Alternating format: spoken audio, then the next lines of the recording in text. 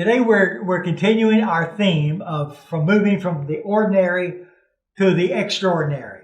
And today we want to talk about how to work with the ineffective worker, moving them from the ordinary to the extraordinary.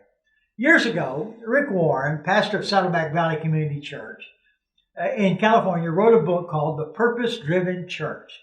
And in this book he states that there are 5 areas in a person's life the church needs to take into consideration when enlisting workers. He calls it a person's shape. Each letter of the word shape represents a phrase. It becomes an acrostic. For instance, the S simply stands for spiritual gifts. What are the person's gifts? Now, the Bible tells us that God gifts all believers. But we have to discover what that gift is. And until we find that gift, that person will never find fulfillment where they're working. H is heart. What is it they love to do? People put their lives into what they love. They don't do things that they don't love. They don't do things that they dislove or dislike. They put their heart into what they do love to do. You have to find that out. Then A is abilities. What can they do? If a person doesn't love working with children, don't put them there. If they have the ability to work with preschoolers, don't put them with adults. People will do what they can do. P is personality. What is their personality type? Dominant, inspirational, cautious, slow. What is their personality type? You don't want to put a dominant personality in a committee that's predominantly all dominant people. You need to put them where they'll work best as an individual. You might need to put an inspirational leader in a committee that needs to be moving toward a different goal or get moving. They haven't been working well together. So you have to understand what their personality type is. And then E is experience. What have they done in the past? All these parts in a person's shape plays a role in their effectiveness as a worker. Understanding these principles can change a person's life and ministry. It can help them move from ineffectiveness to becoming an effective leader. The reaction of some church leaders is to get rid of these and go to effective workers as easy as they can.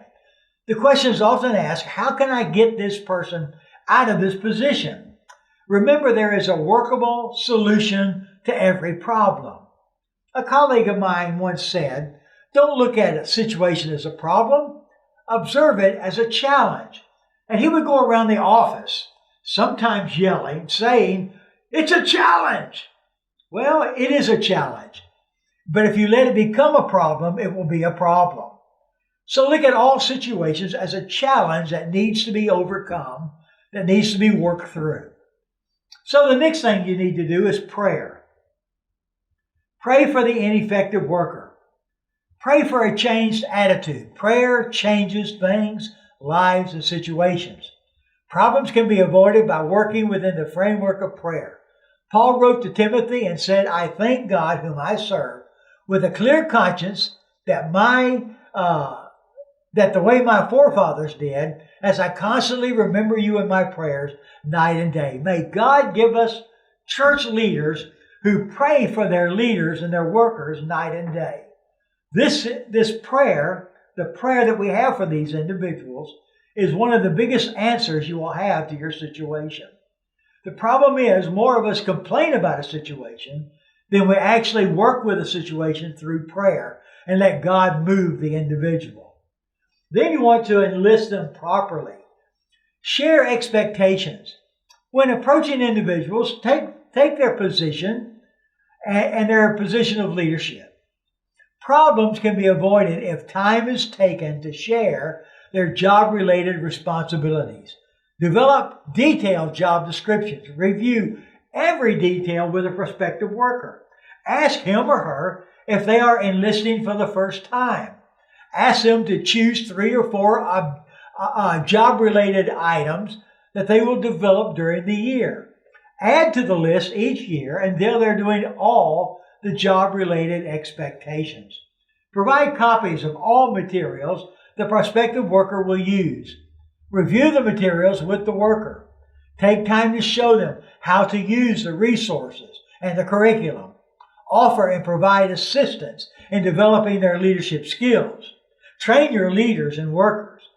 When you're enlisting someone to do a job in the church, provide classes, seminars to train them in leadership skill development.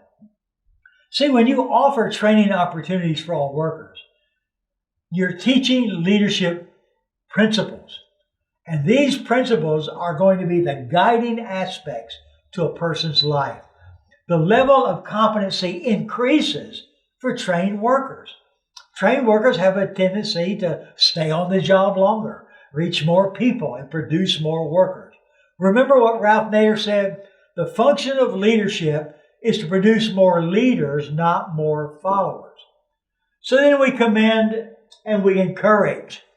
There are times when everyone needs some self-esteem. Even the most confident can suffer from a lack of it. There are certain times when one feels like one hasn't done a good enough job. And so they look for people to help them, patting them on the back. Leaders need to be sensitive to this, especially in their work as a worker or as a Sunday school leader or as a committee leader or as a church leader. The Bible states, how delightful is a timely word. It's Proverbs 15:23. The best and most timely words spoken in the Master's name are words of encouragement and commendation. And lastly, you may need to change position. A worker may be in the wrong place of service. There are times leaders must seriously consider this fact. That leads to a need for change in a position. If one believes God places a gift or a talent in each Christian to be used in his service, there is a place for the ineffective leader or worker. Help the worker find his place of service. If it's not in the present position, you may have to create a place of service for that person if one does not already exist. Here's a point of emphasis. At times, alternatives may need to be considered when working with the ineffective worker or leader. So next time, we'll discuss how not to prolong the situation. See you next time.